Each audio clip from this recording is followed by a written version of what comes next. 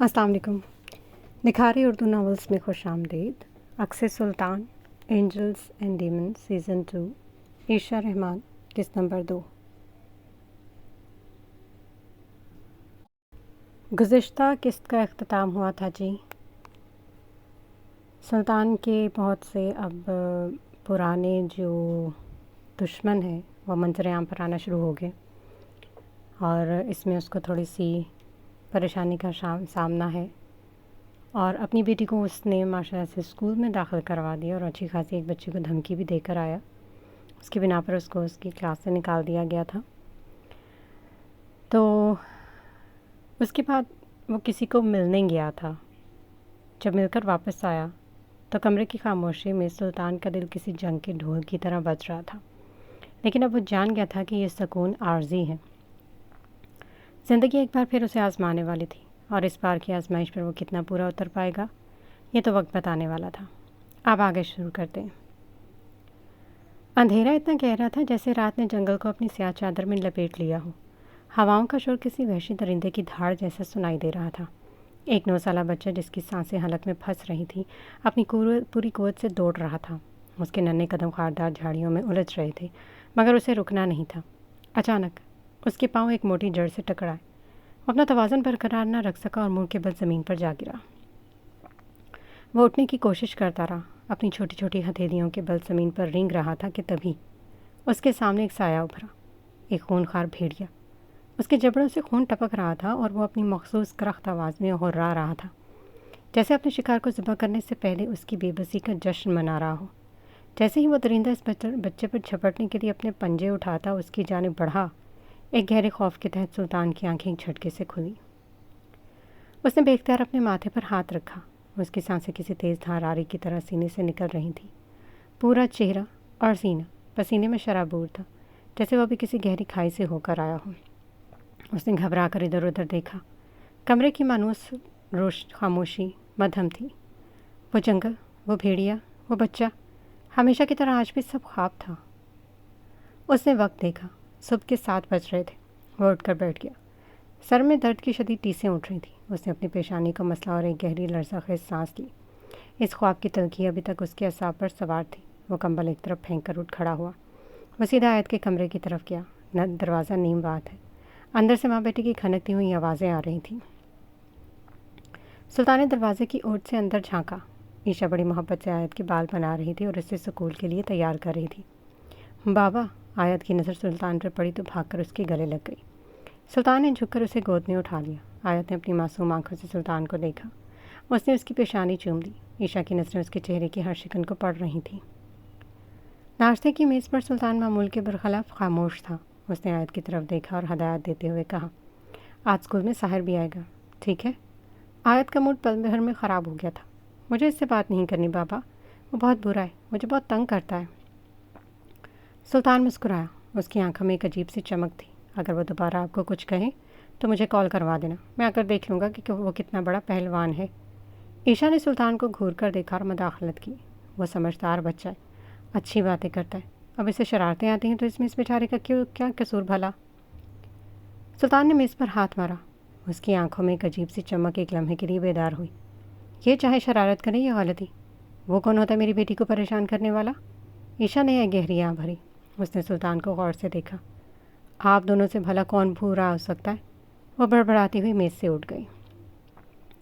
दोनों के जाने के बाद वो किचन में बर्तन समेट रही थी। उसके जहन के ज़ाविये उलझ रहे थे। उसने बर्तन धोते हुए खिड़की से बाहर देखा। उसे लगा जैसे इस्तांबुल की गलियां आज भी खामोशी, किसी अनजाने खतरे की मुंतज़िर। वो बर्तन समेट रही थी कि बावर्ची खाने के दरवाजे पर उसे कदमों की वो मखसूस चाप सुनाई दी। वो मुड़ी तो सामने खड़ा था। वो किसी शदीद कश्मकश में मुब्तला लग रहा था। उसका चेहरा जर्द था, आंखों में सुर्खी मार और कैफियत बिखरी हुई थी। ईशा ने किचन का दस्ताना एक तरफ फेंका और तशवीर से उसकी जानिब बढ़ी। उसने दोनों हाथ सुल्तान की तरफ बढ़ाए, जिन्हें सुल्तान ने लम्हा ज़ाया किए बगैर थाम कर अपने कंधों पर रख लिया। वो बगौर उसे देख रही थी। फिर उसने आहिस्ता से अपना हाथ बढ़ाकर सुल्तान के दाहिने रुखसार को छुआ।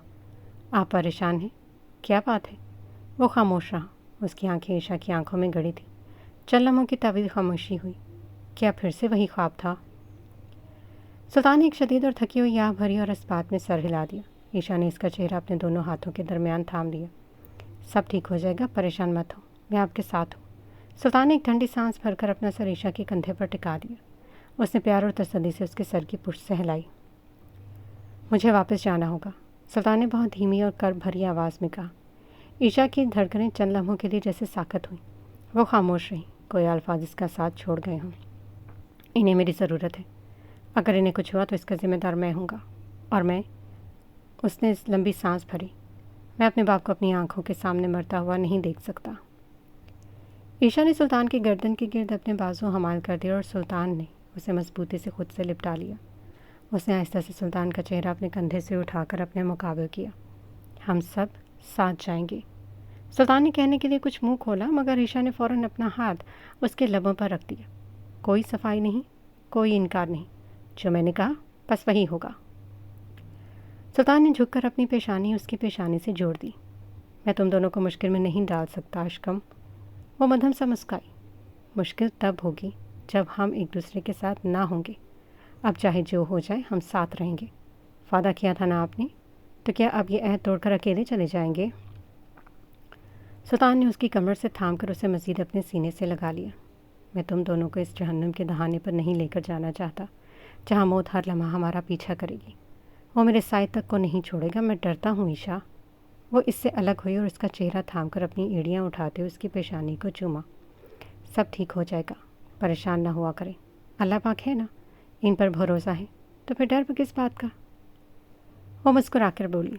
इसकी मुस्कुराहट में वो सुकून था जो सुल्तान की रूह तक उतर गया। वो भी हल्का सा मुस्कुराया। वो जानता था इनकार के यहाँ कोई तुक नहीं बनती, लिहाजा खामोश रहा। अब ये सब छोड़ें और जल्दी से तैयार हो जाएं। आज आप मेरे साथ हैंडसम डिलीवरी मैन हैं, बहुत काम है आज। वो ये कहकर करीब से गुजरती हुई किचन से बाहर निकल गई। सुल्तान वहीं खड़ा उसे जाते हुए देखता रहा। हाँ, वो सच्ची तो कह रही थी। जब तक वो साथ थे, जिंदगी के बड़े से बड़े तूफान भी उनके सामने कुछ न थे। उसने एक गहरी सांस भरी, अपने वजूद को एक बार फिर मजबूत किया और किचन से निकलकर सीधा अपने भाड़ में दाखिल हुआ। इस खूबसूरत शॉप में चहल पहल जारी थी। वो तितली की तरह एक कोने से दूसरे कोने में उड़ती तो कभी किसी कोने में सजावट को दुरुस्त करती। हल्के नीले रंग की स्कर्ट पर सफ़ेद टॉप और इसी नीले रंग की हिजाब में वो किसी ताज़ा फूल की तरह महक रही थी। उसकी उंगलियों के पूरे फूलों को तरतीब देते हुए एक अजीब सा सरूर बखेर रही थी। कभी रिबन से गुलदस्ते को सजाती तो कभी गुलदान की जगह बदलकर दुकान का मंजर तब्दील कर देती। इसी तरह फासले पर खड़ा शख्स अपनी पेशानी से पसीना पोंछ रहा था। नीले रंग की शर्ट आस्तीन कोहनियों तक फोल्ड थी। वो एप्रन में मलबूस था।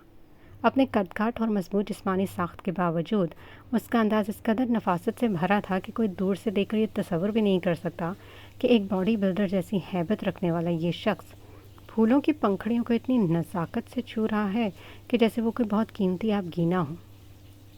वो पूरी तवज्जो और लगन के साथ ट्यूलिप के फूलों का एक शानदार गुलदस्ता तैयार कर रहा था। ईशा ने इसे इतनी गहरी दिलचस्पी और सुकून से काम में मगन देखा तो इसके लबों पर एक दबी हुई मुस्कुराहट आई। सुल्तान ने एक भारी भरकम सुर्ख फूलों का गुलदस्ता तैयार किया। उसकी टहनियों वाले हिस्से को बड़ी नफासत से एक स्याह रंग के फोल्डेबल रैपर में तरतीब दिया और एक सुर्ख रिबन बांधकर उसे मुकम्मल करते ही उसने पेशानी से पसीना साफ किया। पलट कर देखा तो वो उसे ही देख रही थी। लो, हो गया आखिरी वाला भी तैयार, कैसा बना है? सुल्तान ने पूछा। ईशा ने शरारती से मुस्कुराहट के साथ उसे देखा। बहुत अच्छा है, बस खरीदने वाले को पसंद आ जाए, बेफिक्री से बोलकर पलटी। सुल्तान ने रिबन का पैकेट एक तरफ रखा और चंद कदम उसकी जानिब बढ़ा। उसने उसे बाजू से पकड़ा और अपनी जानिब पलटाया। उसने एक तवील निगाह उसके हिजाबज़दा चेहरे पर दौड़ाई। हिजाब का एक पल्लू कंधे से ज़रा सा सिरका हुआ था। सुल्तान ने उसे तरतीब दिया, इसका सर चूमा और फिर माथा और फिर बेख्तियार उसे सीने से लगा लिया। चंद पलों को वो हनूस रही, फिर उससे दूर होना चाहा, मगर वो अभी उसे खुद से दूर करने पर आमादा ना था। अब्दुल, मेरे ख्याल से हम घर में नहीं खड़े इस वक्त, उसने जैसे उसे याद दिलाते कहा। वो जवाब में कुछ ना बोला, बस अपनी गिरफ्त ज़रा सी मज़ीद तंग कर डाली। इस गिरफ्त में एक अलग ही कैफियत थी, एक बेचैनी, एक खलश सी। ईशा ने नोट किया था वो आज सुबह से बेचैन सा था, उलझा सा।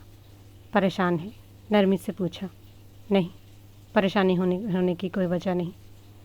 फिर क्या वजह है? खामोश क्यों है? वो इसकी खामोशी भाप गई थी। ये पिंक कलर तुम पर बहुत अच्छा लगता है, उसने उससे जुदा होते नरमी से कहा, बात को महारत से बदलना चाहा। یہ پنک نہیں، لائٹ براؤن ہے۔ مقابل بھی اس کی بیوی تھی۔ سلطان ذرا سا مسکرایا۔ وہ چہرہ مکمل اٹھائے اسے دیکھ رہی تھی۔ وہ ذرا سا جھڑکا، اس کی ٹھوڑی پر بوسہ دیا، پھر لبوں پر، پھر باری باری دونوں آنکھوں پر۔ انہیں چند لمحوں میں وہ اپنا سوال بھول کر سرخ پڑ چکی تھی۔ حجاب کے اندر سے بھی کان کے لوئیں گرم ہو گئی تھی۔ بس مسکراتی رہا کرو، میری ساری پریشانیوں کا واحد حل تمہاری مسکراہٹ ہے۔ وہ دھیما سا مسکرائی، چہرہ جھکایا اور اس کے سینے پر سر ٹیک دیا۔ اس کی نرم سی انگلیاں سلطان کی شرٹ کے بائیں جانب بنے ایک ہارس کے نقشہ نگار پر نامعلوم طریقے سے حرکت کر رہی تھیں۔ ماں کہہ رہی تھی کہ وہ حنا اور فدار کو گھر لانا چاہتی ہیں۔ کہہ رہی تھی کہ وہاں وہ دونوں بہتر طریقے سے تعلیم حاصل کر سکیں گی اور ایک مثبت ماحول میں ایڈجسٹ ہونا سیکھیں گی۔ اس نے مدھم لہجے میں اپنی بات مکمل کی۔ وہ اسے تھامے ہوئے دھیرے دھیرے جھول رہا تھا۔ چند لمحے خاموشی کا وقفہ ہوا۔ فیصلہ کسی حد تک ٹھیک ہے اور کسی حد تک غلط بھی، سلطان نے کہا۔ عیشا نے سر اٹھا کر اس کے چہرے کی جانب دیکھا۔ غلط کیسے؟ اس نے سوال کیا۔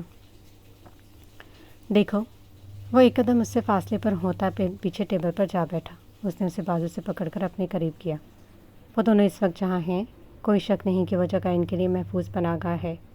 وہاں ایک اچھا ماحول ہے، تعلیم کی بہتر سہولت ہے اور سب سے بڑھ کر وہ محفوظ ہیں وہاں۔ اگر وہ وہاں سے شفٹ ہو جاتی ہیں تو اگلی زندگی میں تحفظ کی ضمانت نہیں ہے۔ تم تو جانتی ہی ہو نا، اس نے صاف گوئی سے کہا۔ وہ چند لمحے خاموش رہی۔ آپ ٹھیک کہہ رہے ہیں، مگر ایک نہ ایک دن انہیں وہاں سے جانا ہی ہے، اور بنا کسی سہارے کے، بنا کسی چھت کے ایک زندگی کی شروعات کرنے سے بہتر یہ آپشن ہے میرے خیال سے۔ کم سے کم ان کی گرومنگ کے لیے ایک تجربہ کار انسان انہیں میسر ہوگا جو ہر قدم پر انہیں سکھائے گا۔ ماں ایک سمجھدار خاتون ہے، میرے خیال سے بہتر فیصلہ ہے۔ اس نے اپنے خیالات کا اظہار کیا۔ سلطان دھیما سا مسکرایا۔ اسے سامنے کھڑی لڑکی پر پیار بھی آیا اور ترس بھی۔ وہ معصوم تھی۔ وہ تو لہجوں اور رویوں کے پیچھے چھپی تلخیاں تک نہیں پہچان پاتی تھی، تو اس دنیا کے فریب سمجھنا تو اس کے لیے ناممکن تھا۔ مگر سلطان نے اسے فی الحال کسی کشمکش میں ڈالنا مناسب نہ سمجھا۔ وہ مرد تھا، وہ سمجھتا تھا، پہچانتا تھا اور جانچ لیتا تھا۔ اس کے لیے مشکل نہ تھا مقابل کے ارادوں اور نیت کو پرکھنا۔ وہ عورت تھی، حساس دل، نرم۔ وہ جلد بھٹک جاتی تھی، جلد بہل جاتی تھی، جلد نظر انداز کر دیتی تھی، اور شاید یہی چیز اسے دنیا جہان کی فکروں سے آزاد رکھتی تھی۔ سلطان نے پھر اس کی پیشانی چومی۔ تمہیں یہی درست لگتا ہے تو درست ہی صحیح۔ اس نے گویا ٹاپک کو کلوز کر ڈالا تھا۔ اس کے دونوں ہاتھ سلطان کے ہاتھوں میں اور وہ انہیں دھیرے دھیرے سہلا رہا تھا۔ چند پل وہ اسے یوں ہی دیکھتی رہی۔ اس کی پیشانی پر بال ہمیشہ کی طرح بکھرے تھے۔ پیشانی کے درمیان سے باؤنس ہو کر ماتھے کے دونوں جانب کچھ بڑے اور کچھ لیس میں کٹے ہوئے تھے۔ اس نے ایک ہاتھ چھڑواتے اس کے بال ترتیب دیے۔ دیر ہو رہی ہے میرے خیال سے، اب جائیں۔ وہ اس سے ذرا سا جدا ہوئی، مگر سلطان نے اس کا ہاتھ آزاد نہیں کیا تھا۔ تھوڑی انرجی مل جائے تو بہتر ہے میرے خیال سے، اس نے شرارت سے کہا۔ وہ کچھ توقف کے بعد دھیما سا مسکرا دی۔ ابھی تو دی آپ نے، اس نے یاد دلواتے کہا۔ کافی نہیں تھی، یہ کہتے ساتھ ہی اس نے اس کا ہاتھ اپنی جانب کھینچا اور بے اختیار اس کے کندھے سے آ لگی۔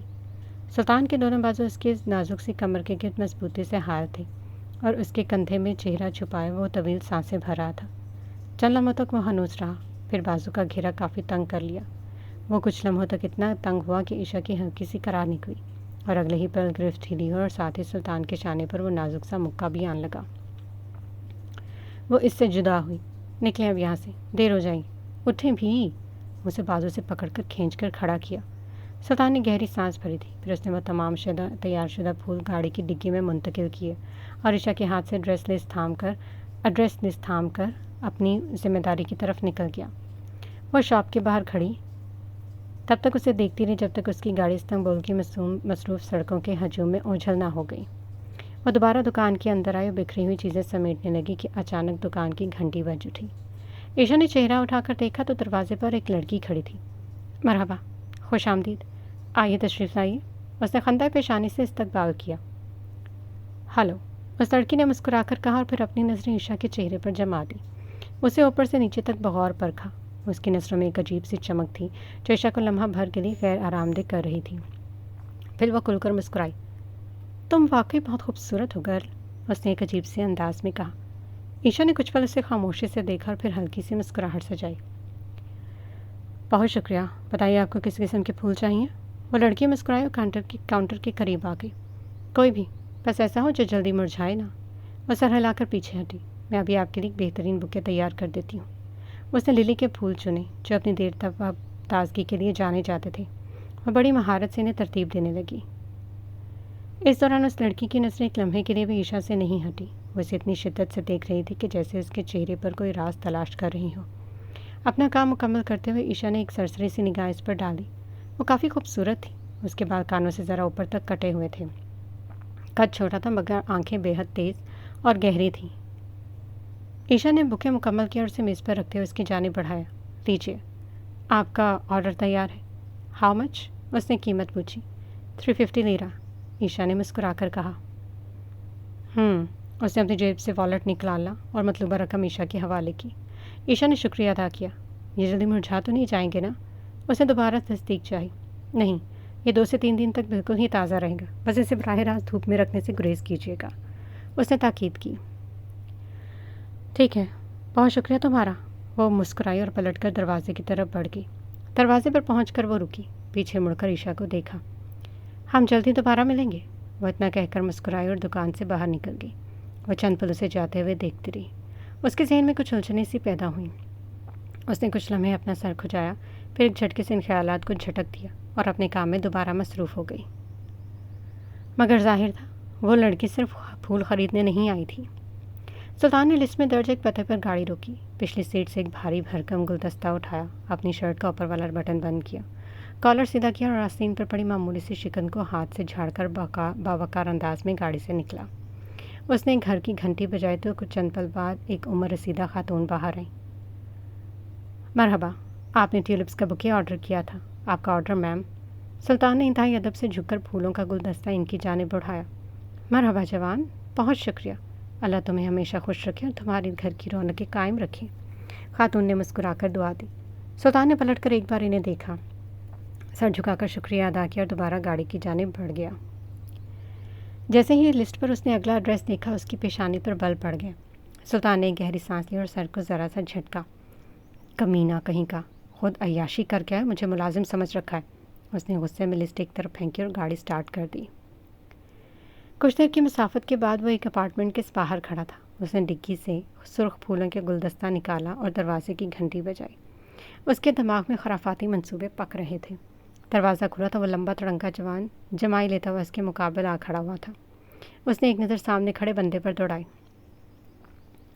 انتہائی سڑا ہوا منہ بنائے، ہاتھ میں پھولی وہ اسے گھوریوں سے نواز رہا تھا جیسے اگلے ہی پک کچا چبا جائے گا۔ سلطان کو پھولوں کا گلدستہ پکڑے دیکھ اس کی آنکھوں میں شرارت چمک اٹھی۔ کون ہے؟ اندر سے ہولیا کی آواز آئی۔ پھولوں والا ہے ہولیا، آرڈر دینے آیا ہے بیچارہ، یگی نے اونچی آواز میں طنز کیا۔ سلطان کا پارا 7ویں آسمان پر پہنچ گیا۔ رک تیری تو، خود یہاں بیٹھ کر شرے جھا رہا ہے اور مجھے اپنے باپ کا نوکر سمجھ رکھا ہے، رک تو ذرا۔ وہ اس پر چھٹا جو یگی نے ایک طویل چھلانگ لگائی اور صوفے پر چڑھ گیا۔ دیکھو ڈلیوری مین، یہ تیرا کام ہے، انسانوں کی طرح اپنی ڈیوٹی انجام دے، اگر ہاتھ چلا کے کرے گا تو میں پیسے نہیں دوں گا، یگی نے صوفے پر کھڑے ہو کر اعلان کیا۔ سلطان نے گلدستہ ایک طرف رکھا اور بجلی کسی تیزی سے صوفے پر چھلانگ لگا کر چڑھا۔ یگی کی چیخ نکلی مگر سلطان نے اس کی گردن دبوچ دی۔ تم مار بھی کھائے گا، پیسے بھی دے گا اور عزت بھی۔ سلطان نے اسے اپنے کندھے کے اوپر سے دھوبی پچھاڑ کر گھما کر صوفے پر دے مارا اور وہ چت کرتے ہی ریسلنگ کے پلیئرز کی طرح اس کی گردن کے گرد اپنا 5 کلو کا بازو حائل کر دیا۔ ہولیا باورچی خانے سے باہر نکلی تو دونوں صوفے پر گتھم گتھا تھے۔ یگی ایک ہاتھ سے صوفے کی پشت پیٹتے ہوئے چیخ رہا تھا۔ اب یہ چھوڑ دے جنگلی کہے گئے، اب کے جہنم کی جھلک دکھا کر ہی دم لے گا۔ ہولیا نے یوں دیکھ کر مسلسل ہنس رہی تھی۔ ایک اور لگاؤ بھائی، اسے سروس کی ضرورت ہے، اس کی ٹیوننگ بہت خراب ہو گئی ہے۔ اس نے آگ میں گھی ڈالا۔ سلطان نے یگی کو مزید دبوچا۔ اب بتا، کیا بول رہا تھا؟ سسٹم اپ ڈیٹ ہو گیا ہے؟ ذرا بتا، تیری کون سی تار الٹی جڑی ہے؟ آج میں اسے سیدھا کر کے ہی جاؤں گا۔ یگی نے اس کا بازو کھینچ کر اپنے گلے سے دور کیا اور آزاد ہوتے 325 کی رفتار سے بھاگ کر ہولیا کے پیچھے پناہ لی۔ زبان بہت چلتی ہے تیری، سلطان نے گھور کر کہا۔ یگی نے ہولیا کے پیچھے سے منہ نکالا۔ اور ہاتھ بہت چلتے ہیں تیرے، کوئی شرم کرو، میں 2 بچوں کا باپ ہوں۔ ہولیا نے ہنستے ہوئے یگی کو بازو سے پکڑ کر سامنے کیا۔ میرے پیچھے کیا چھپ رہے ہو؟ بزدل ہو کیا؟ مقابلہ کرو۔ سلطان مسکراتے ہوئے اپنی جگہ سے اٹھ کر ہولیا کے پاس اور شفقت سے اس کے سر پر ہاتھ رکھا۔ مرحبا بھائی جان، کیسے ہیں آپ؟ اللہ کا شکر، بہترین، اس نے مسکرا کر جواب دیا۔ سفر کیسا رہا؟ سلطان نے پوچھا۔ بہت اچھا، بس اسماعیل نے تھوڑی سی شرارتیں کی، یگی نے جواب دیا۔ سلطان نے ادھر ادھر دیکھا۔ اسماعیل کہاں ہے؟ وہ سو رہا تھا، رک میں ابھی بلاتا ہوں اسے۔ یگد کمرے میں بھاگ کر داخل اور کچھ پل بعد ایک ننھے سے وجود کو کمبل میں لپیٹ کر لایا۔ سلطان نے اسے اپنی گود میں لیا، اس کے ننھے سے چہرے کو دیکھا اور مسکرا دیا۔ ماشاء اللہ، اللہ نسل بد سے بچائے، اپنے باپ کی طرح نڈر اور ماں کی طرح سمجھدار ہو، رب لمبی اور پرسکون زندگی عطا کرے، آمین، یگد نے چہک کر کہا۔ سلطان نے گلدستے سے ایک سرخ پھول نکال کر اس کے کمبل میں رکھا۔ یگی بے اختیار سلطان کی طرف جھکا اور اس کے کندھے سے آ لگا۔ سلطان نے مسکرا کر اسے تھپکی دی۔ عشا اور آیت کیسی ہیں بھائی؟ حلیہ نے پوچھا۔ بالکل ٹھیک ہے وہ، آیت کو اب اسکول میں داخل کروا دیے، اس نے مسکرا کر کہا۔ ارے پھر تو یقیناً آج وہ دونوں جنگ کر کے ہی گھر لوٹیں گے۔ سب ہنس پڑے، سب جانتے تھے آیت اور ساحر کی آپس میں بالکل نہیں بنتی۔ یگی اب سلطان کے کندھے سے چپک کر بیٹھا تھا اور سلطان اسماعیل کو گود میں لیے اس سے ایسے باتیں کر رہا تھا جیسے وہ کوئی بڑا مرد ہو۔ دیکھ اسماعیل، بڑا ہو کر اپنے باپ کی طرح مت بننا، ورنہ ہر روز تیری پٹائی میں بھی کروں گا۔ مرد بننا مرد۔ سلطان کی بات پر یگی نے اسے کوہنی ماری۔ سلطان نے اپنی انگلی اس کی جانب بڑھائی تو اسماعیل نے پوری گرفت سے اس کی شہادت کی انگلی جکڑ لی۔ سلطان نے آنکھیں پھیلا کر اسے دیکھا۔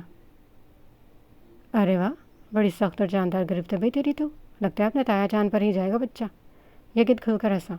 دیکھنا یار، اس کی آنکھیں میری جیسی ہیں، ساحر کی آنکھیں حلیہ جیسی ہیں، مجھے تو فکر ہو رہی ہے کہیں یہ عثمان جیسا نکلا تو میری تو واٹ لگا دے گا۔ سلطان نے ہنسی دبائی۔ تو آ کر اپنے ممو جیسا ہی نکلا، غداروں کے حلق چیرنے کی ہمت تو رکھتا ہو۔ یگید کھل کر ہنسا۔ آمین، اس نے بے اختیار کہا۔ سلطان نے گھڑی دیکھی تو اٹھ کھڑا ہوا۔ مجھے کچھ اور آرڈرز پہنچانے، شام کو ملتے ہیں، گھر آؤ، تم سے کچھ اہم بات بھی کرنی۔ سلطان نے اسماعیل کی پیشانی چومی اور اس کی یگی کے حوالے کیا اور دروازے کی طرف بڑھ گیا۔ وہ دروازے پر پہنچا ہی تھا کہ پیچھے سے یگی کی آواز آئی۔ شکریہ ہینڈسم ڈلیوری مین، پھولوں کے لیے۔ سلطان نے پلٹ کر اسے سخت نظروں سے گھورا۔ تو گھر آ کمینے۔ وہ اسے اشارہ کرتا باہر نکلا تو پیچھے سے یگید کی ہنسی بلند ہوئی، اس کے چہرے پر عجیب سا اطمینان تھا۔ اس نے گاڑی کا رخ اسکول کی طرف موڑا۔ راستے پر اس کے اعصاب میں ایک عجیب سی تناؤ تھی، جیسے کوئی طوفان اس کے اندر دم دبا کر بیٹھا ہو۔ اسکول پہنچ کر وہ سیدھا پرنسپل آفس کی طرف بڑھا۔ دروازہ ہلکا سا کھولا تھا، اندر آیت اور ساحل دونوں موجود تھے، دونوں کے درمیان ایک خرید سی تھی، دونوں مخالف سمتوں میں منہ پھیرے بیٹھے تھے۔ سلطان نے اندر قدم رکھا تو آیت کی مرجھائی ہوئی آنکھوں میں ایک دم چمک آ گئی۔ وہ باپ کو دیکھ کر کرسی سے اچھلی اور بھاگ کر اس کے گلے لگ گئی، مگر دوسرے لمحے اس کے چہرے کی رونق پھر سے غائب ہو گئی۔ سلطان نے اس کا سر سہلاتے ہوئے ساحر کے سر پر ہاتھ پھیرا۔ کیسے ہو بیٹا؟ مرحبا انکل، میں ٹھیک، بالکل ٹھیک ہوں، ساحر نے ادب سے کہا۔ پھر اس نے آیت کو اٹھایا۔ کیا ہوا میرے بچے؟ آج میرا چاند سا بیٹا کے منہ لٹکائے بیٹھا ہے، کوئی گڑبڑ ہوئی ہے؟ آیت نے گردن جھکا لی۔ کچھ نہیں بابا۔ کیا ساحر نے کچھ کہا؟ سلطان نے پوچھا تو اس نے نفی میں سر ہلایا۔ سلطان اسے لے کر گاڑی میں آ بیٹھا۔ گاڑی کا ماحول خاموش تھا۔ آئس کریم کھاؤ گی؟ وہی والی جو آپ کو بہت پسند ہے؟ سلطان نے اسے بہلانے کے لیے پوچھا۔ آیت نے اسے دیکھا۔ نہیں بابا، نہیں کھانی۔ سلطان کی آنکھیں حیرت سے پھیل گئی۔ اوہ، اس کا مطلب آج کوئی بہت بڑی گڑبڑ ہوئی ہے، بتاؤ مجھے کیا ہوا؟ آیت نے معصوم سی صورت بنائی اور سلطان کی جانب مسکینیت سے دیکھا۔ بابا، میں کب سے ٹھیک چل پاؤں گی؟ سلطان کے ماتھے پر بل پڑ گئے۔ کیا مطلب، آپ تو بالکل ٹھیک چلتی ہو بیٹا؟ نہیں بابا، مجھے چلنا نہیں آتا، وہ روحانسی سی ہو کر بولی۔ سلطان نے گاڑی سڑک کے کنارے روکی۔ سیدھا بتاؤ آیت، کسی نے کچھ کہا ہے کیا؟ کس کی ضرورت ہوئی میری بیٹی کو تنگ کرنے کی؟ بتاؤ مجھے۔ آیت نے ڈرتے ڈرتے اسے دیکھا۔ میرے ٹیچر نے کہا کہ مجھے ٹھیک سے چلنا بھی نہیں آتا، انہوں نے مجھے اسمبلی سے باہر نکال دیا کیونکہ میری وجہ سے باقی بچوں کی پیٹ خراب ہو رہی تھی، اس نے معصومیت بھری اداسی میں کہا۔ سلطان کے جبڑے بھینچ گئے۔ ٹیچر نے ایسا کیا کہا گا؟ آیت نے اس بات میں سر ہلایا۔ سلطان نے گہری سانس لی، پھر آیت کے سر پر ہاتھ رکھا۔ فکر نہ کرو بیٹا، آج کے بعد آپ کا ٹیچر آپ کو کچھ نہیں کہے گا، بلکہ اسکول کی ساری پریڈ اب ویسے ہی چلے گی جیسے میری بیٹی چلے گی۔ سچ بابا؟ آیت کے چہرے پر ہنسی لوٹ آئی۔ بالکل سچ، سلطان نے مسکرا کر اسے تسلی دی۔ اب آئس کریم کھاؤ گی؟ وہ چہک اٹھی اور پورے جوش سے اس بات میں سر ہلا۔ سلطان نے ایک جگہ گاڑی روکی، اس کی پسندیدہ آئس کریم خریدی۔ جلدی سے کھا لو، اس سے پہلے کہ ماما دیکھ لیں، آج یہ ثبوت مٹا کر ہی گھر جائیں گے۔ آیت ہنسی اور اس کی گردن کے گرد بازو حمال کر دیے۔ اس نے پوری خوشی کے ساتھ آئس کریم کھائی اور پھر ہمیشہ کی طرح آخری بار سلطان کے لیے بچا لی۔ اس نے پیار سے وہ بائٹ سلطان کی طرف بڑھائی۔ سلطان نے مسکرا کر اسے کھایا۔ وہ اسے بٹھا کر گاڑی سے نکلا، موبائل کان سے نکلایا اور ٹھنڈے مگر حکمرانہ لہجے میں کسی کو ایک سخت سی ہدایت کی۔ اس نے موبائل واپس جیب میں رکھا اور دوبارہ گاڑی میں آ بیٹھا۔ دوپہر کے 4 بج رہے تھے۔ استنبول کی فضا میں تپش کے ساتھ ساتھ ایک ہلکی سی خنکی بھی کھل رہی تھی۔ وہ اپنی دکان کے باہر کھڑی بار بار اپنی کلائی پر بندھی گھڑی اور فون کی اسکرین کو دیکھ رہی تھی۔ اس نے ایک بار پھر کال ملائی۔ چند لمحوں کی رنگ ٹون کے بعد دوسری طرف سے کال کنیکٹ ہو گئی۔ عبدور، آپ کہاں ہیں؟ میں کب سے آپ کا انتظار کر رہی ہوں یہاں۔ اس کی آواز میں گلہ اور پریشانی دونوں تھے۔ وہ دکان کے باہر کھڑی آس پاس نظریں دوڑاتی، کبھی اپنے حجاب کا پلو کندھے پر درست کرتی تو کبھی بے چینی سے اپنی جگہ تبدیل کرتی۔ اس نے ابھی بات مکمل کی ہی تھی کہ گلی کے اختتام سے انجن کی ایک ہیبت ناک گرج سنائی دی۔ اس نے چونک کر مڑ کر دیکھا۔ ایک سیاہ رنگ کی SUV بجلی کی تیزی سے فراٹے بھرتی ہوئی اس کی جانب آ رہی تھی۔ گاڑی کی سپیڈ اور ڈرفٹنگ کا شور اتنا شدید تھا کہ زمین لرز اٹھی۔ سلطان نے دکان کے سامنے بریک لگائی، جس سے ٹائروں کی رگڑ سے اڑتی ہوئی چنگاریاں عشا کے پیروں تک آن پہنچی۔ وہ آندھی طوفان کی طرح آیا تھا۔ اس کی ڈرفٹنگ سے خوفزدہ ہو کر وہ اپنی جگہ سے پیچھے ہٹی اور دکان کے دروازے سے آ لگی۔ اس کے ہاتھ میں موجود موبائل ابھی کان سے لگا ہوا تھا۔ ہائے سویٹی، سلطان نے اگلے ہی پر اپنے بھاری اور پرسکون آواز میں کہا۔ اس سے پہلے کہ عشا کچھ کہتی، پچھلی سیٹ کا دروازہ کھلا اور آیت اپنی ننھی سی آواز میں چلائے، یہ ہم پہنچ گئے۔ اس نے دونوں آوازوں فضا میں جوش سے لہرائے۔ عشا نے غصے سے سلطان کو گھورا۔ توبہ ہے عبدور، بچی بیٹھی ہے آپ کے ساتھ اور آپ یہ کس طرح ڈرائیونگ کر رہے ہیں جیسے آپ کے پیچھے 17 ملکوں کی پولیس لگی ہے۔ وہ گاڑی کے شیشے سے جھک کر بولی۔ سلطان نے ہلکا سا سر باہر نکالا۔ اس کی آنکھوں میں شرارت اور لبوں پر مسکراہٹ تھی۔ تمہارے انتظار کی شدت نے مجھے یہی سکھایا ہے کہ راستہ چاہے جتنا بھی طویل ہو، اسے طے کرنے کے لیے اس نکمے شوہر کو اپنی حد سے آگے بڑھنا ہی پڑتا ہے۔ فرصت بھرا جواب وہ ہنسی اور گاڑی کا دروازہ کھول کر اندر آ بیٹھی۔ عشا نے گاڑی میں بیٹھتی آیت کے سر پر پیار کا بوسہ دیا۔ کیسی ہے میری بیٹی؟ اسکول کیسا تھا آج؟ آیت نے چہک کر اپنے چھوٹے چھوٹے بازو عشا کے گرد حمال کیا اور اس سے چمٹ گئی۔ اسکول اچھا تھا ماما، میں نے آپ کو بہت مس کیا۔ عشا ہنسی اور اسے خود سے لپٹا لیا۔ سلطان نے ریئر ویو مرر میں اپنی چھوٹی سی دنیا کو دیکھا اور طویل سانس بھری۔ استقلال اسٹریٹ پر اب شام ڈھل رہی تھی۔ سڑک کے دونوں جانب لگی لائٹس طلائی روشنی بکھیر رہے تھے، جسے استنبول کی گلیاں کسی خوابناک منظر کا پیش خیمہ لگ رہی تھیں۔ دور کہیں کسی کیفے سے ہلکی موسیقی کی آواز آ رہی تھی، جبکہ گلیوں میں سیاحوں اور مقامی لوگوں کا ہجوم ایک الگ ہی رونق پیدا کیے ہوئے تھا۔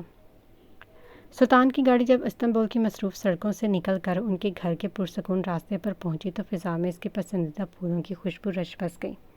سلطان نے گھر کے باہر گاڑی روکی۔ انجن بند ہوتے ہی گہری خاموشی چھا گئی۔ سلطان نے گاڑی سے اترتے ہوئے آیت کو گود میں اٹھایا، عشا کا ہاتھ تھاما اور ایک لمحے کے لیے رک کر استنبول کی سنہری شام کو دیکھا اور پھر گھر کی دہلیز کے سپرد ہوا۔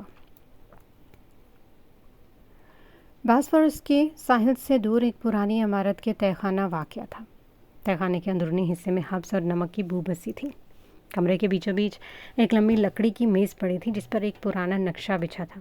روشنی کا واحد ذریعہ چھت سے لٹکتا ہوا ایک مدھم بلب تھا، جو کبھی جھپکتا اور پورے کمرے میں لرزتے ہوئے سائے تخلیق کرتا۔ کمرے میں 4 لوگ موجود تھے۔ ان کے چہرے اندھیرے میں ڈوبے ہوئے تھے۔ صرف سگریٹ کے دھوئیں اور سست روشنی میں ان کے ہاتھوں کی حرکتیں دکھائی دے رہی تھیں۔ اب اپنے شکاری پنجے کاٹ چکا ہے۔ راستہ صاف ہے۔ ایک بھاری اور گرجدار آواز گونجی۔ یہ شخص کی تھی جو میز کے سرہانے بیٹھا تھا۔ میز کے دوسرے کونے سے ایک باریک طنزیہ ہنسی ابھری۔ جنگل کے درندے کبھی ریٹائرڈ نہیں ہوتے، وہ بس ایک عدد موقع کی تلاش میں رہتے ہیں جو ان کی بھوک بیدار کرتے۔ محتاط رہو۔ کمرے کے ایک کونے میں کھڑا شخص، جس کی آنکھیں کسی باز کی طرح تیز تھیں، آگے بڑھا۔ وہ سلطان کی زندگی کی ہر تفصیل سے واقف تھا۔ وہ جانتا تھا کہ وہ کس وقت گھر سے نکلتا ہے، کس راستے سے واپس آتا ہے اور اس کا کمزور ترین گوشہ کون سا ہے۔ اس نے میز پر ایک فائل پٹکی۔ تمہیں لگتا ہے کہ وہ بدل گیا ہے؟ اس نے سرد لہجے میں کہا۔ سلطان کبھی نہیں بدلتا۔ وہ صرف اپنے آپ کو ایک ایسے حصار میں قید کر رہا ہے جہاں وہ خود کو محفوظ سمجھتا ہے۔ اس کا گھر اس کی سب سے بڑی پناہ گاہ بھی ہے اور اس کی سب سے بڑی خامی بھی۔ اس شخص نے فائل کھولی۔ اس میں سلطان کے گھر کے اندر کی تصویریں، اس کے روزمرہ کے معاملوں، یہاں تک کہ عشا کی دکان کی تصاویر بھی تھیں۔ یہ معلومات عام جاسوس سے کہیں آگے کی چیز تھی۔ یہ کسی ایسے شخص کا کام تھا جو سلطان کی روح کے ساتھ ساتھ اس کے گھر کے دروازوں کے پیچھے کی زندگی تک رسائی رکھتا تھا۔ شطرنج کی بساط مکمل طور پر بچ چکی تھی۔ مہرے اپنے خانوں میں ساکت تھے اور پیادے اپنی نقل و حرکت میں پوری طرح سمٹ آئے تھے۔ اب وقت محض وار کا تھا، ایک ایسا وار جس کی گونج استقبول کی فضاؤں کو ہلا کر رکھ دینے والی تھی۔ سکون کی ندی میں بہتے ہوئے ایک طویل عرصہ بیت چکا تھا، مگر سکون جتنا گہرا اور پرفریب ہوتا ہے اس کے پس پردہ چھپی درندگی اتنی ہی وحشتناک اور ہولناک ہوتی ہے۔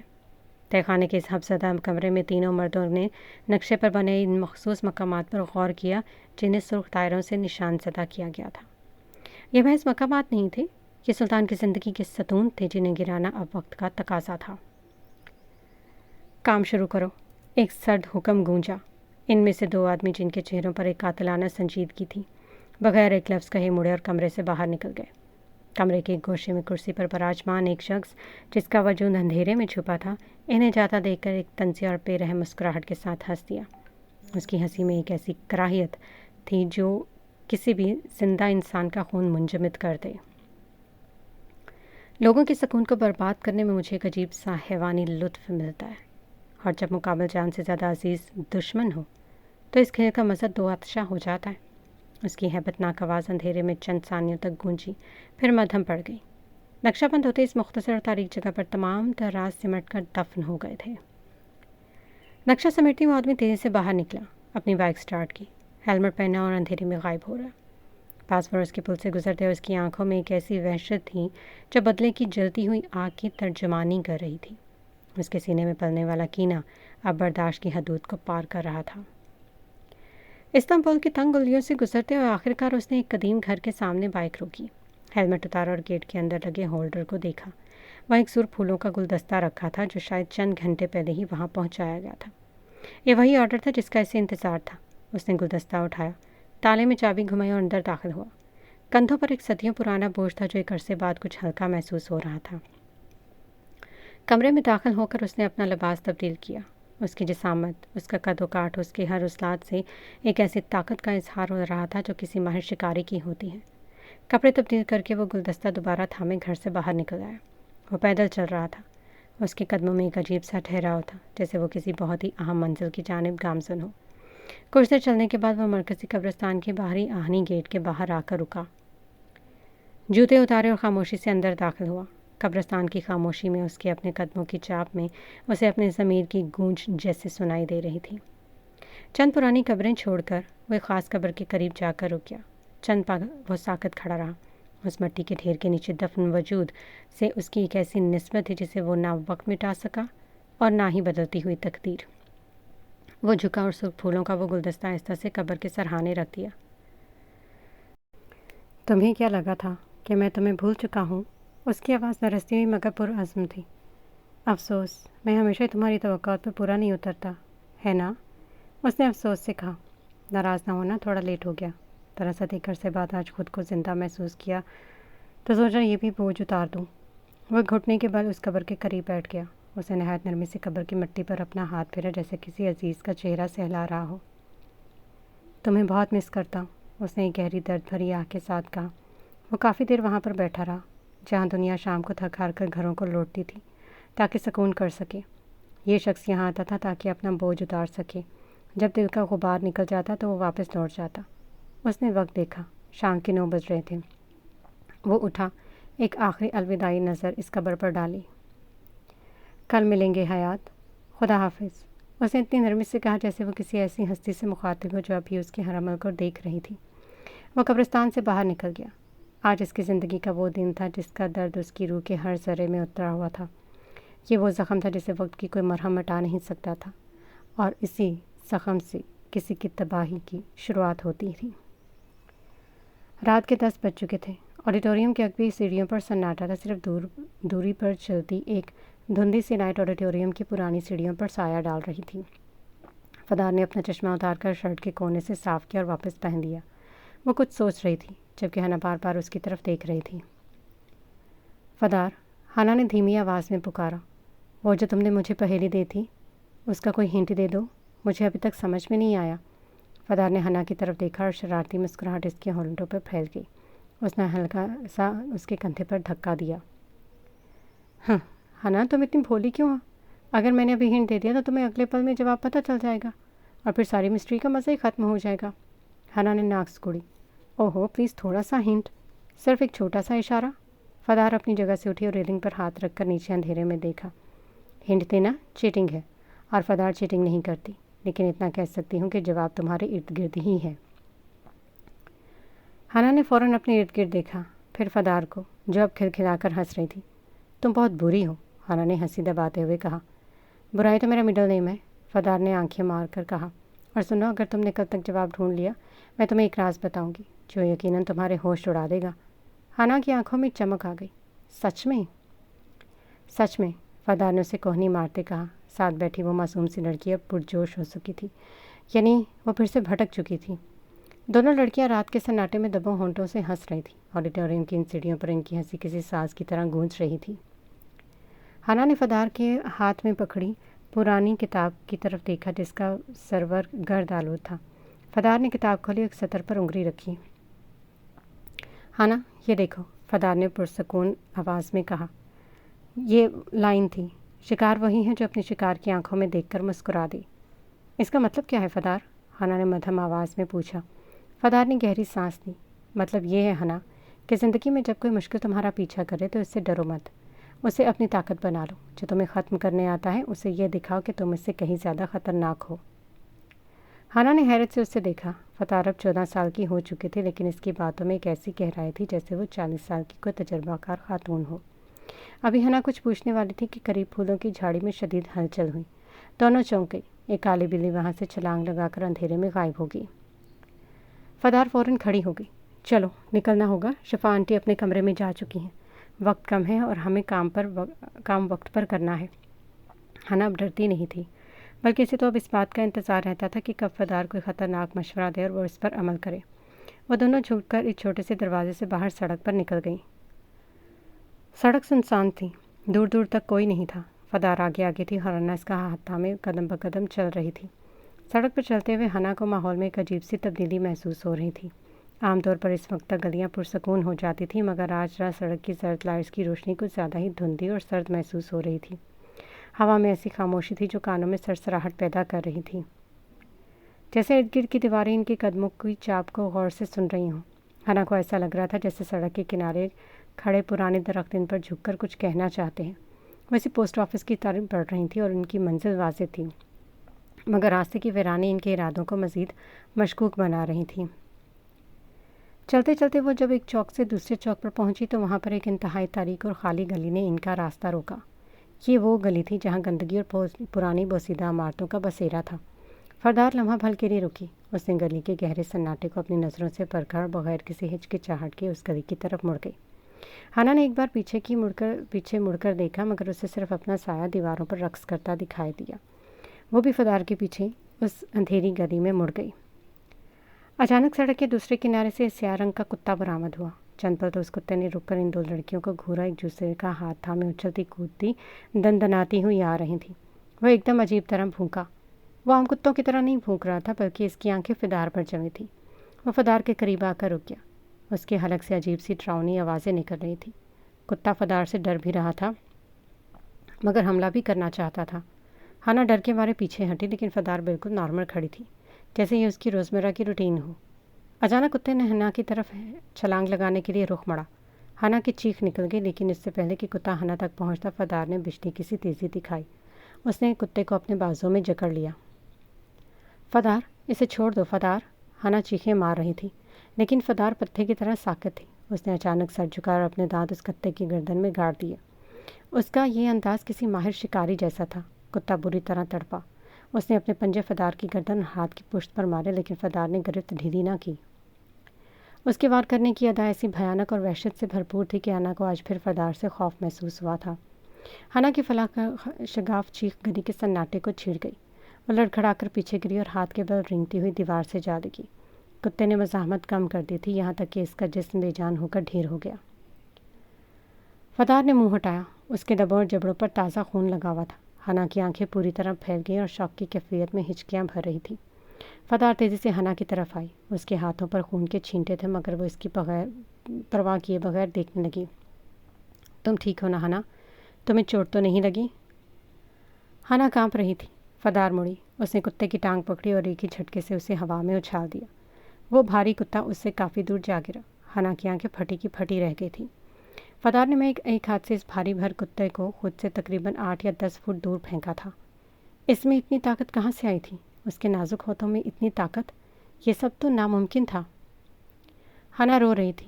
سڑک پر سناٹا تھا، صرف ہنا کی ہچکیوں کی آواز اس ویرانی کو توڑ رہی تھی۔ فدار کی آنکھوں میں کوئی تاثر نہیں تھا، جیسے وہ یہ سب اس کی روزمرہ کی زندگی کا حصہ ہو۔ اس نے اپنی شرٹ کے کف سے اپنے منہ اور جبڑوں پر لگا خون صاف کیا اور ایک بار پھر ہنا کی طرف مڑی۔ ڈرو مت، فدار نے انتہائی نرمی سے کہا، وہ مر گیا ہے، اب وہ تمہیں نقصان نہیں پہنچا سکے گا، فکر نہ کرو، میں ہوں نا تمہارے ساتھ۔ ہنا نے حیرت اور خوف کے ملے جلے تاثرات کے ساتھ فدار کو دیکھا۔ وہ اب بھی کانپ رہی تھی۔ تم نے یہ کیسے کیا فدار؟ اس نے بمشکل پوچھا۔ فدار نے ایک پرسکون سانس بھری اور کندھے اچکائے۔ اپنا دفاع تو کرنا آتا ہی ہے مجھے، تم اتنا بھی نہیں جانتی، اس نے بلا جھجک جواب دیا۔ فدار اٹھی اور ہنا کی جانب اپنا ہاتھ بڑھایا۔ اس کے ہاتھ کی پشت پر کتے کے پنجوں کے گہرے نشانات تھے جہاں سے خون رس رہا تھا، لیکن اس کے چہرے پر درد کا کوئی شکن نہیں تھا۔ ہنا ایک پل کے لیے ساکت رہی۔ اس نے اس کا ہاتھ نہیں تھاما۔ فدار کی آنکھوں میں ایک لہجہ کے لیے تیزی آئی۔ وہ جھکی اور ہنا کے بازو کو مضبوطی سے جکڑا اور ایک جھٹکے کے ساتھ اسے اٹھا کر کھڑا کر دیا۔ ہنا لڑکھڑائی، مگر فدار نے اسے گرنے نہ دیا۔ کیوں بزدلوں کی طرح ہر بات پر ڈرا نہ کرو ہنا۔ فدار کا لہجہ اب سخت ہو رہا تھا۔ تم اب بڑی ہو چکی ہو۔ ہماری زندگی ایسی ہے کہ ہمیں اپنا دفاع کرنا، خود کو مضبوط بنانا اور حالات سے لڑنا سیکھنا ہی پڑے گا۔ آج اگر ہم نے یہ نہیں سیکھا تو کل اس کتے کی جگہ انسانی کتے ہمارا راستہ روک لیں گے۔ اگر ایسا ہوا تو کیا کرو گی تم؟ بتاؤ۔ فدار نے ہنا کو دونوں کندھوں سے زور سے دھکیلا۔ ہنا پیچھے کی جانب لڑکھڑائی۔ جواب دو مجھے، کیا تب بھی ایسے ہی ڈر کر چھپ جاؤ گی؟ کیا تب بھی روتی رہ جاؤ گی؟ خود کو بچاؤ گی نہیں؟ کیا تم ڈرپوک ہو؟ جواب دو۔ فدار نے اسے دوبارہ دھکیلا۔ ہنا کی ہچکیاں بند گئی تھیں۔ اس نے اس بے جان کتے سے نظریں ہٹائیں اور فدار کی آنکھوں میں دیکھا جن میں غصہ اور ایک عجیب سی کیفیت تھی۔ ہنا اب لوگوں سے کم اور فدار کی نظروں سے زیادہ ڈرنے لگی تھی۔ بولو ہنا، فدار کی آواز میں دھمکی تھی۔ نہیں، میں سیکھ جاؤں گی، ہنا نے بدک کر کہا۔ فدار کا چہرہ فوراً بدل گیا۔ اس کے تنے ہوئے اعصاب ذرا سے ڈھیلے پڑے۔ اس نے ہنا کو بغور دیکھا اور وہ ہلکا سا مسکرائی، پھر بے اختیار ہنا کے بازو کو کھینچ کر اپنے گلے سے لگایا اور دوسرے ہاتھ سے اس کا سر تھپکنے لگی۔ پرسکون ہو جاؤ، میں ہوں نا تمہارے ساتھ، بس یوں ڈرا نہ کرو، مقابلہ کرنا سیکھو۔ ہم ایک مکمل زندگی جینی ہے ہنا، اور یاد رکھنا یہ دنیا کمزوروں کے لیے نہیں ہے۔ ہنا نے فدار کے گرد بازو پھیلا دی اور اپنی ہچکیاں دبانے کی کوشش کی۔ ہم گھر چلیں پلیز فدار، وہ سسک کر بولی۔ مگر ہم یہاں کسی کام کے لیے آئے تھے، فدار نے یاد دلایا۔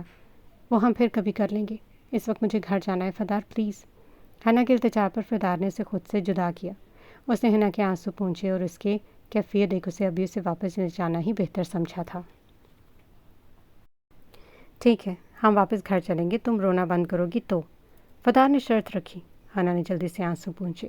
فدار نے اطمینان سے اس کے سر پر تھپکی دی، اس کا ہاتھ تھاما اور شکاری کی طرح پر اعتماد چال چلتے ہوئے گھر کی جانب مڑ گئی۔ وہ واپس اسی راستے سے گھر داخل ہوئی۔ فدار نے ہنا کا ہاتھ تھاما ہوا تھا اور دونوں کے قدموں کی چاپ سناٹے میں بھی غائب تھی۔ آڈیٹوریم کے عقبی دروازے سے خاموشی کے ساتھ اندر گھسیں اور مہارت سے راداریوں کو عبور کرتے ہوئے اپنے کمرے میں داخل ہوئیں۔ ہنا اب تک سکتے کی عالم میں تھی، اس کی آنکھیں خالی تھیں۔ فدار نے ہنا کی طرف دیکھ کر مختصر اشارہ کیا، بستر کی طرف جانے کا حکم۔ ہنا نے بغیر کسی انکار یا سوال کے ایک غلام کی طرح چپ چاپ جا کر بستر پکڑا۔ اس کی حرکات مشینی تھی، جیسے ان لمحوں میں فدار کے فیصلوں کی پابند ہو چکی ہو۔ فدار نے اپنے گھنگریالے بالوں کو پونی کی قید سے آزاد کیا جو اس کے کندھوں پر بکھر گئے، اور سیدھی واش روم میں جا گھسی۔ اس نے سنک کے قریب سے ایک تولیہ اٹھایا، اسے پانی میں بھگویا، اپنی گردن اور ہاتھوں پر لگے خون کے خشک ہوتے نشانات کو صاف کرنے لگی۔ وہ آئینے کے سامنے کھڑی اور چند پل تک اپنے عکس کو دیکھتی رہی۔ اس کی نظروں میں کوئی ندامت نہیں تھی، بلکہ ایک عجیب سے اطمینان بھری چمک تھی۔ پھر اس کے ہونٹوں پر ایک انتہائی مدھم مگر فاتحانہ مسکراہٹ ابھری، جیسے وہ اس آئینے میں اپنی چھوٹی سی جیت کا جشن منا رہی ہو۔ جب وہ چہرہ اور ہاتھ صاف کر کے کمرے میں آئی تو ہنا نے کمبل سر تک تان لیا تھا۔ فدار نے ایک نظر اس پر ڈالی، کچھ نہ کہا اور خاموشی سے بیڈ کی سیڑھیاں چڑھ کر اوپر والے بیڈ پر جا لیٹی۔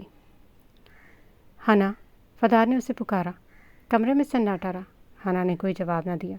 فدار نے کروٹ لیا، اندھیرے میں جھک کر ہنا کو دیکھا۔ ہنا، کیا تمہیں کبھی محسوس ہوا ہے کہ یتیم خانہ ہمارے لیے صرف عمارت نہیں، بلکہ ایک ایسا شکنجہ ہے جو ہماری روح کو آہستہ آہستہ نچوڑ رہا ہے؟ فدار کی آواز میں تلخی تھی۔ وہ کچھ نہ بولی، بس فدار کو اپنی بات جاری رکھنے کا موقع دیا۔ لوگ کہتے ہیں کہ وقت زخم بھر دیتا ہے، مگر یہ جھوٹ ہے۔ وقت تو صرف ہمیں ان زخموں کے ساتھ جینا سکھاتا ہے، یہاں تک کہ وہ زخم ہماری پہچان بن جاتے۔ تو کیا ہم اپنی پہچان بدل سکتے ہیں؟ حنا نے دھیرے سے پوچھا۔ فدار نے کروٹ لی۔ پہچان بدلی نہیں جاتی حنا، اسے چھیننا پڑتا ہے۔ اور یاد رکھو، جو اپنی پہچان خود نہیں بناتا اسے دنیا اپنی مرضی کے سانچے میں ڈھال لیتی ہے۔ کمرے میں دوبارہ سناٹا چھا گیا۔ حنا کچھ دیر خاموش رہی۔ اس کا دل تیزی سے دھڑک رہا تھا، مگر فدار کی اس بات نے اسے ایک نئی حقیقت سے روشناس کرایا۔ آخرکار ایک کانپتی ہوئی سسکاری کے ساتھ وہ بولی، کبھی کبھی تم ڈرا دیتی ہو مجھے فدار۔ وہ تو ایک طنزیہ ہنسی۔ تمہیں ڈرنا بھی چاہیے حنا، اس نے بس اتنا کہہ کر اپنی آنکھیں موند لیں۔ نیچے والے بیڈ پر پڑی وہ معصوم لڑکی ایک گہری کشمکش کا شکار تھی۔ حنا کی آنکھیں اندھیرے میں کھلی ہوئی تھیں اور وہ سمجھ رہی تھی کہ وقت بدل رہا ہے۔ وہ معصومیت جو کل تک ان دیواروں کے بیچ قید تھی، اب فدار کی ان پرسرار باتوں اور اقدامات کے سائے میں کہیں دور جا رہی تھی۔ حنا کو احساس تھا کہ فدار کی زندگی اس تاریک کھیل میں وہ اب اکیلی نہیں تھی، اور خوف اب ایک ایسی کشش بدل رہا تھا جس سے فرار ممکن نہ تھا۔ مگر واقعی اب وقت بدل رہا تھا۔ آیت کو اسکول چھوڑنے کے بعد وہ گاڑی میں واپس بیٹھا تو ماحول میں ایک دم سے گہرا سناٹا چھا گیا۔ خاموشی گاڑی کی انجن کی آواز کو بھی نکل رہی تھی۔ چند سیکنڈز بعد ہی ڈیش بورڈ پر پڑے اس کے موبائل نے ایک ایسی تیزی سے وائبریشن کی کہ سلطان کے حواس چوکس ہو گئے۔ اسکرین پر ایک انجان نمبر چمک رہا تھا۔ سلطان نے اسے اٹھایا اور کان سے لگایا۔ مرحبا، اس نے اپنی عادت کے مطابق دھیمے اور پروکار لہجے میں کہا، لیکن جیسے وہ کسی کو خوش آمدید کہہ رہا ہو۔ موبائل کی دوسری طرف سے ایک بھاری کرخت اور خشک ہنسی بلند ہوئی، جو کانوں کے پردوں کو چیرتی ہوئی محسوس ہو رہی۔ سلطان نے تیزی سے فون کان سے ہٹا کر اسکرین دیکھی۔ کون بات کر رہا ہے؟ تعارف کروائیں گے اپنا؟ دوسری طرف سے ایک لمحے کی خاموشی رہی۔ موت اپنا تعارف نہیں کروایا کرتی، آواز کرخت سے تھی۔ یہ آواز کسی عام انسان کی نہیں تھی، اس میں ایک پرسرار ڈبل ویو تھی، جیسے کسی انتہائی جدید کمپیوٹر کے ذریعے آواز کو بگاڑا گیا ہو۔ سلطان کی اعصاب جو چند لمحے پہلے تک پرسکون تھے ایک دم تن گئے۔ اس نے جواب نہیں دیا، بس اپنی گرفت مضبوط کر لی۔ کیا سلطان اب غرانا بھی بھول گیا ہے؟ دوسری طرف سے طنزی آواز آئی۔ میں نے تو سنا تھا ایک بھیڑیا اپنی پہچان کبھی نہیں بھولتا، مگر تم تو اپنی باڑ کے اندر اس طرح دب کے بیٹھے ہو جیسے تم خود شکاری بن چکے ہو۔ بھیڑیا جب تک جنگل میں نہ نکلے وہ صرف ایک کتا ہی کہلاتا ہے۔ سلطان نے اپنے جبڑے اتنی سختی سے بھینچے کہ اس کے دانتوں سے کڑکڑاہٹ کی آواز آئی۔ کون ہو تم؟ کیا چاہتے ہو مجھ سے؟ اس نے دانت پیستے ہوئے پوچھا۔ دوسری طرف سے پھر وہی کرخت اور خشک ہنسی بلند ہوئی، جس کے بعد ایک ٹھنڈا اور سرد لہجہ سنائی دیا۔ انتقام، تمہارا وجود، تمہاری فیملی، تمہارا یہ چھوٹا سا آشیانہ، سب میری دست رس میں ہے۔ تمہیں کیا لگتا ہے تم نے جس کھیل کو ختم کر لیا وہ ختم ہو چکا ہے؟ نہیں، کھیل تو اب شروع ہوا ہے، اور اس کھیل کے ہر موڑ پر تمہیں تمہاری شکست کا ذائقہ چکھنا پڑے گا۔ بس چند لمحے اور کال کٹ چکی تھی۔ سلطان موبائل کو گھول رہا تھا کہ اگلے ہی لمحے اسکرین دوبارہ جھلملائی۔ ایک تصویر موصول ہوئی تھی۔ سلطان نے جیسے ہی وہ تصویر دیکھی اس کی رگوں میں خون جم گیا۔ گاڑی پوری رفتار سے چلتے ہوئے اچانک ٹائروں کی چیخوں کے ساتھ سڑک کے بیچوں بیچ رک گئی۔ سلطان کی آنکھوں میں مانو خون اتر آیا تھا۔ اس نے موبائل کو ایک طرف اچھالا، پوری قوت سے اسٹیئرنگ گھمایا اور گاڑی کو ریورس کر کے بغیر کسی اسپیڈ بریکر کی پرواہ کیے سڑک پر آگ کی طرح دوڑا دی۔ اس کی پیشانی پر پسینے کے قطرے نمودار ہو چکے تھے اور اس کے ہاتھوں میں اسٹیئرنگ یوں کانپ رہا تھا جیسے وہ کسی کو کچل ڈالنے کے لیے بےتاب ہو۔ اس کے چہرے پر ایک ایسی درندگی اور غصہ تھا جو اس نے برسوں سے چھپا رکھا تھا۔ چند ہی منٹوں میں وہ منزل پر پہنچا۔ اس نے گاڑی کو فٹ پاتھ پر چڑھا کر روکا اور اندھا دھند باہر نکلا۔ گاڑی کے موڑ پر پہنچتے اس کی نظریں سیدھی شاپ کے دروازے پر جمی تھی۔ ایک لمحے کے لیے اس کے قدم رک گئے اور سینے میں دل زور زور سے دھڑک رہا تھا جیسے وہ ابھی پھٹ پڑے گا۔ شاپ کے اندر کا منظر انتہائی پرسکون تھا۔ وہ ڈھیروں پھولوں کے بیچ کھڑی بکے بناتی ہوئی مسکرا رہی تھی، اور اس کے سامنے دو لڑکیاں کھڑی تھیں جن سے وہ خوشگوار گفتگو کر رہی تھی۔ سلطان نے گہری سانسیں لی، اپنی بند مٹھیوں کو کھولا اور ایک سخت سی دیوار پر ہاتھ رکھ کر اپنے آپ کو سنبھالا۔ اس نے اپنی آنکھیں مچھی اور ایک ماہر اداکار کی طرح اپنے چہرے کے غصے کے آثار مٹا کر ایک مصنوعی سکون طاری کیا۔ جیسے ہی وہ لڑکیاں شاپ سے باہر نکل کر گئیں، سلطان نے اپنے کندھے جھٹکے اور اندر داخل ہوا۔ ارے خوش آمدید۔ عشا نے اسے دیکھ کر ایک پیاری سی مسکراہٹ بکھیری۔ آپ کو کہاں وقت مل گیا آج یہاں آنے کا؟ سلطان چند پر اسے خاموشی سے دیکھتے رہا۔ اس کی نظریں عشا کے چہرے کے ہر خد و خال کو چھو رہی تھیں جیسے وہ اس کی کیفیت کا جائزہ لے رہا ہو۔ مقابل لڑکی کو اس کی اس خاموشی میں ایک عجیب سی اداسی اور پریشانی محسوس ہوئی تھی۔ اگر تم فارغ ہو تو گھر چلیں؟ سلطان نے اچانک پوچھا۔ اتنی جلدی؟ میں تو ابھی آئی ہوں، کام بہت بڑا ہے، عیشا نے تعجب سے کہا۔ سلطان نے ایک لمبی سانس لی۔ وہ دراصل گل آنٹی ملنا چاہ رہی تھی تم سے۔ اوہ، تو ٹھیک ہے، میں کچھ دیر بعد چلی جاؤں گی۔ سلطان کا دل کرا تھا اسے وہیں سے اٹھا کر گاڑی میں ڈال دے اور کسی محفوظ مقام پر لے جائے۔ نہیں، ابھی چلو، میں تمہیں وہیں پر ہی چھوڑ دیتا ہوں۔ عیشا نے اس کی آنکھوں میں دیکھا جو معمول سے زیادہ گہری اور پریشان تھی۔ وہ مسکرائی۔ اچھا ٹھیک ہے، میں یہ بکیں سمیٹ لوں، پھر چلتے ہیں۔ اور مڑ کر اپنے کام میں مصروف ہو گئی اور شاپ کے دروازے پر کھڑا ہو گیا۔ اس کی آنکھیں کسی عقاب کی طرح گلی کے ہر آنے جانے والے پر مرکوز تھیں۔ اس کا ہر حواس اس وقت چوکس تھا۔ وہ ہر قدم کی آہٹ، ہر پرندے کی اڑنے کی آواز کو خطرے کے طور پر پرکھ رہا تھا۔ جب وہ باہر نکلی تو سلطان نے اسے اپنے حصار میں اس طرح سے لیے جیسے پوری دنیا کے خطرات سے بچا رہا ہو۔ وہ باہر نکلا تو اب اس کی نظریں بھی گرد و پیش کی فضا کو چیر رہی تھیں، جیسے وہ کسی چھپے ہوئے شکاری کو تلاش کر رہا جو کسی بھی لمحے اس پر چپٹ پڑنے کے لیے تیار تھا۔ گاڑی کی وہ بھاری خاموشی اب عیشا کی شیریں باتوں میں ڈھل چکی تھی۔ وہ پھولوں کی کبھی نئے آرڈرز کی بات کرتی تو کبھی ڈیزائنز کی شرارتوں کا قصہ سناتی، جبکہ سلطان، جو چند لمحے پہلے تک کسی بارود کے ڈھیر پر بیٹھا ہوا تھا، اب اس کی چہکتی آواز میں اپنے اندر کا طوفان دبانے کی کوشش کر رہا تھا۔ عیشا بولتے بولتے رکی اور سلطان کے چہرے کی سختی کو بھانپ لیا۔ عبدر، اس نے نرمی سے پکارا۔ سلطان نے اسے دیکھا۔ اس کی آنکھوں میں محبت و تشویش کا عجیب امتزاج تھا۔ اشکم، اس نے بے اختیار کہا۔ پریشان لگ رہے ہیں، کیا بات ہے؟ عیشا نے سوالیہ نظروں سے دیکھا۔ سلطان نے دھیمی سی مسکراہٹ کے ساتھ نفی میں سر ہلایا۔ گاڑی ایک گلی کے موڑ پر رکی۔ تم جاؤ، میں کچھ دیر تک واپس آ جاؤں گا، سلطان نے نرم لہجے میں کہا۔ عیشا مڑی لیکن پھر ایک قدم سلطان کی طرف بڑھی۔ بڑے ڈھیٹ ہیں قسم سے آپ، اس نے سلطان کے سینے کی جانب دیکھتے ہوئے کہا۔ کتنی دفعہ سمجھایا ہے کہ باہر نکلتے وقت یہ اوپر والا بٹن بند کر کے جایا کریں۔ خواہ خواہ مشٹنڈا بننے کا شوق ہے آپ کو۔ وہ جو اپنے غصے کی دبانے کی ناکام کوشش کر رہا تھا بے اختیار ہنس پڑا۔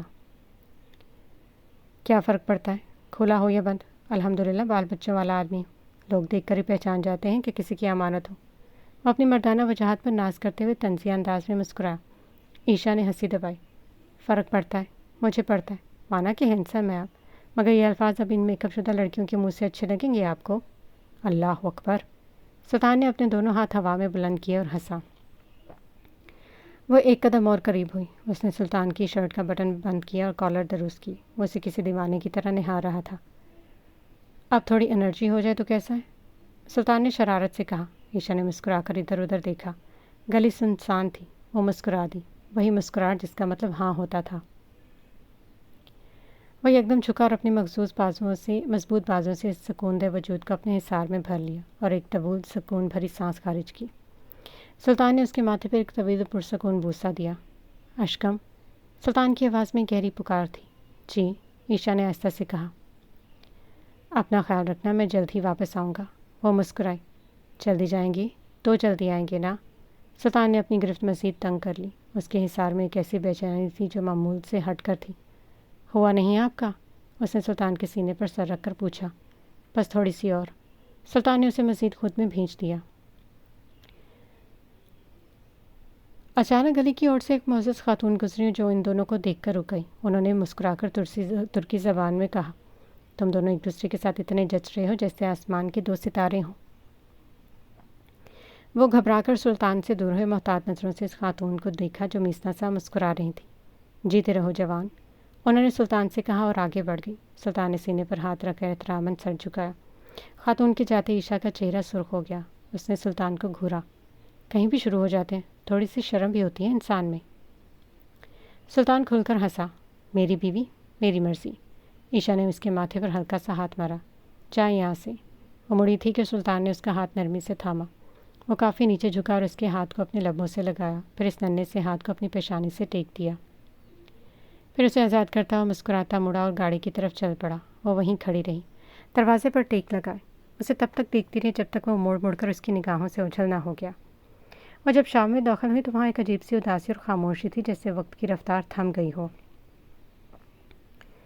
گل آنٹی اپنی جگہ پر موجود نہیں تھی، شاید وہ گھر کے اندرونی حصے میں تھی۔ وہ بے اختیار دکان کے پچھلے دروازے سے ان کے گھر میں داخل ہوئی۔ گھر کا منظر ہمیشہ کی طرح نپتولا اور سلیقے سے ترتیب شدہ تھا۔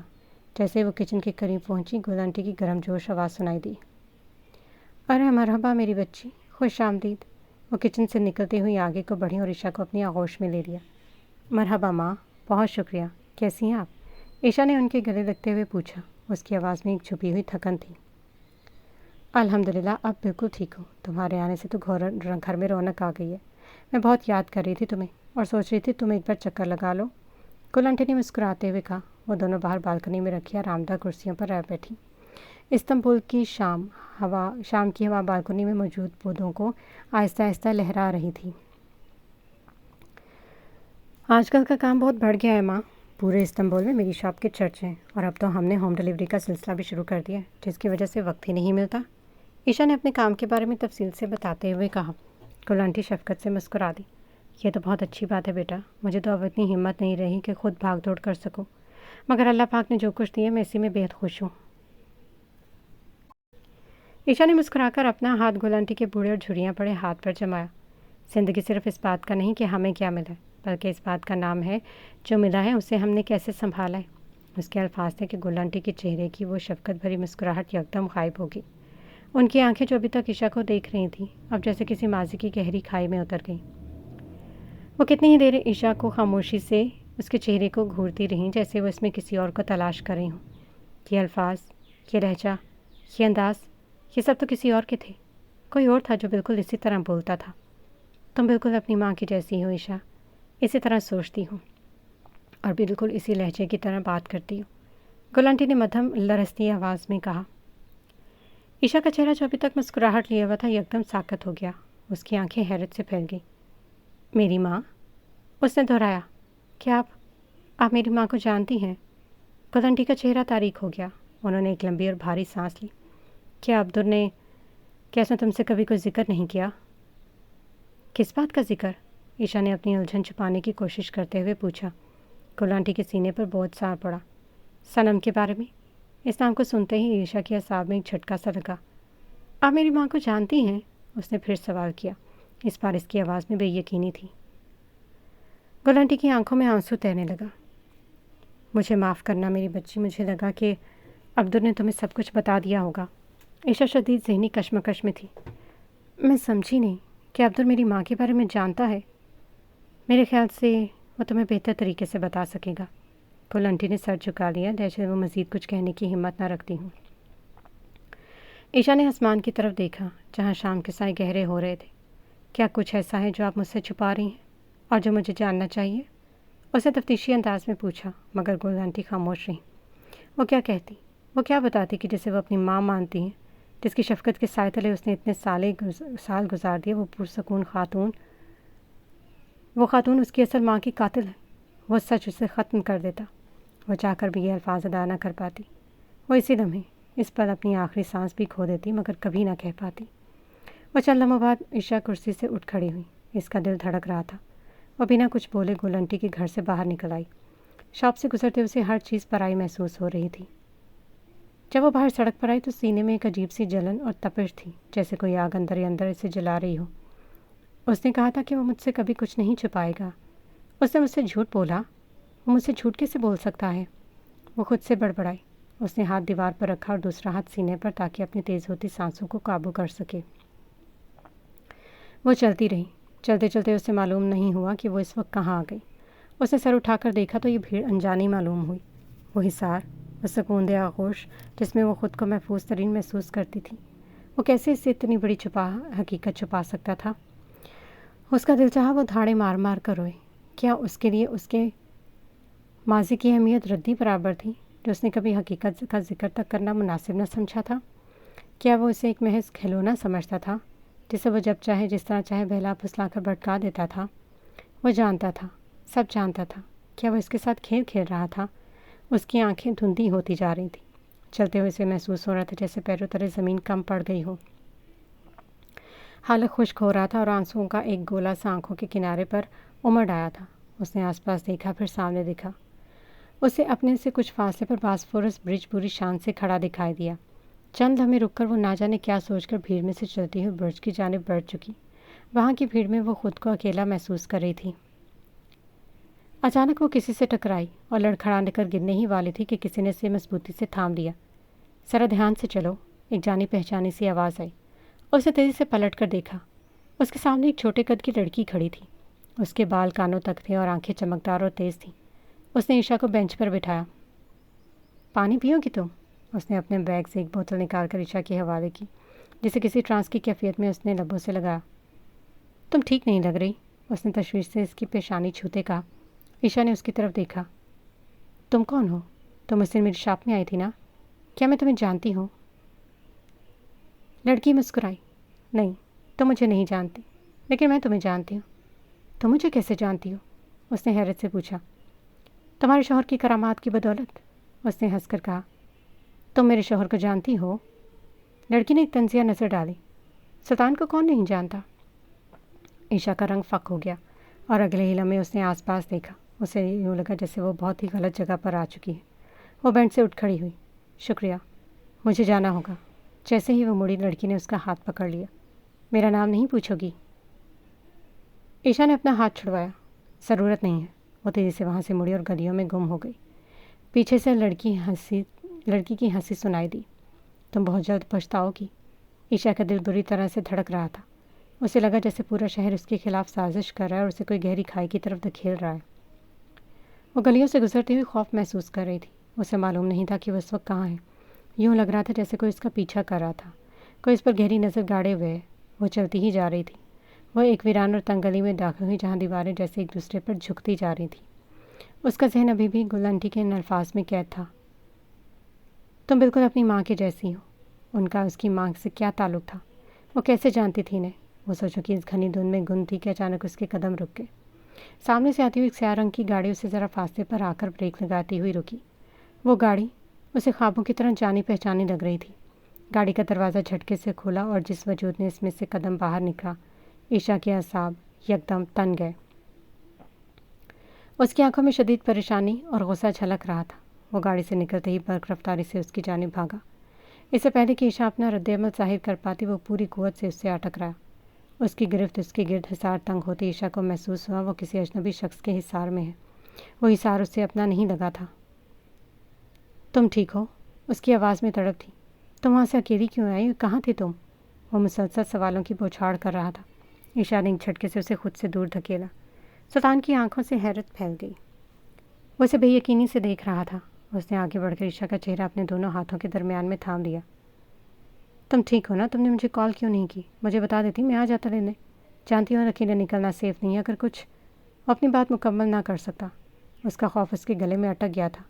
ईशा साकत थी। उसकी नज़रें सुल्तान के चेहरे पर जमी थी। उसने धीरे से सुल्तान के हाथ अपने चेहरे से हटाया और ख़ुद को संभाला। उसकी ये फ़िक्र, ये सवालात, ये मोहब्बत बेमायनी लगी थी, जैसे बस एक फॉर्मेलिटी हो। मगर ऐसा नहीं था। मैं ठीक हूँ। वो बस मुझे लगा शायद तुम मसरूफ़ होगे, इसलिए कॉल नहीं की।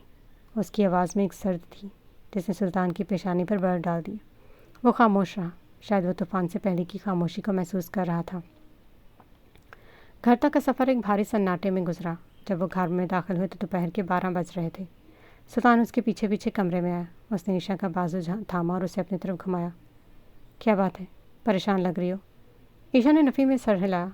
मैं ठीक हूँ। मेरी तरफ देखो। सुल्तान की आवाज़ में नरमी और फ़िक्र थी। क्या बात है, मुझे बताओ। कहा ना, कुछ नहीं। ईशा ने गुस्से से झुंझला कर कहा और उसे खुद से ज़रा दूर धकेला। सुल्तान ने हैरानगी से इसके रद्द-ए-अमल को देखा। ऐसा अचानक हुआ क्या था आखिर? वो तो उसे बिल्कुल ठीक छोड़ कर गया था। गुल आंटी ने उसे कॉल करके बताया था कि वो उसके घर से चली गई है और वो अकेली गई। वो अपना काम छोड़कर इसके लिए यूँ भागा था कि वो उसे खुद से दूर धकेल रही थी। आखिर क्या वजह थी? आखिर अगले ही पल सुल्तान ने उसे बाजू से खींचकर अपने सीने से लगा लिया।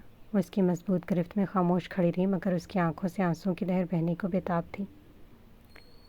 तुम कहाँ गई थी? सुल्तान ने धीमी आवाज़ में पूछा। पता नहीं। ईशा की आवाज़ सिसकारी में बदल गई। सुल्तान ने उसे थोड़ा पीछे हटाकर उसकी आंखों में देखा। कोई बात है तो मुझे बताओगी भी नहीं? मुझसे शेयर नहीं करोगी? ईशा की आंखों में एक तीखी चमक आई। क्या तुम करते हो मुझसे हर बात शेयर? वो साकत हुआ। उसके लहजे की तलखी ने उसे अंदर तक हिला दिया। तुम्हें क्या लगता है मैं नहीं करता? और तुम ऐसे बात क्यों कर रही हो? क्या कवजह है? झूठ मत बोलो। वो गुस्से से गरजी। سلطان نے حیرت سے اسے دیکھا، پھر بڑھ کر اس کا ہاتھ پکڑنا چاہا، مگر وہ ایک پل میں فاصلے پر ہو گئی۔ میری ماں کو جانتے ہو نا تم؟ اس نے سخت آواز میں پوچھا۔ وہ سوال تھا کہ سلطان کا چہرہ ایک دم سے تاریک پڑ گیا۔ وہ چند لمحے خاموش رہا، جیسے الفاظ اس کا ساتھ چھوڑ گئے ہوں۔